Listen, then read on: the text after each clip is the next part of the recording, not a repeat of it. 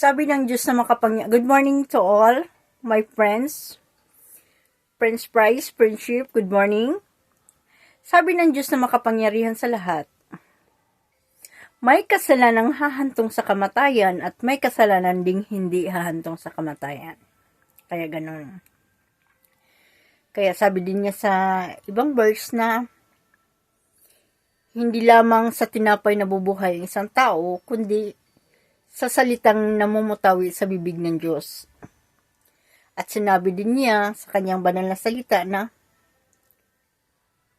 huwag mong kainggitan ang gumiginhawa sa likong paraan umunlad man sila.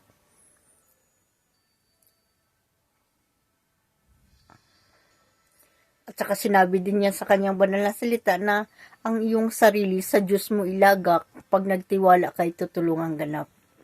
Kaya sana mayroon kayong natutunan sa Bible sharing natin ngayon. At magpatotoo rin kayo tungo to sa kaligtasan, tungo to sa buhay na walang hanggan. Kahit gaano man natin kakasalanan, huwag natin kalimutang magpasalamat sa Diyos. Yun lang po. Bye for now. Thank you for watching. And may the highly God bless us all. My friends and families, bye for now.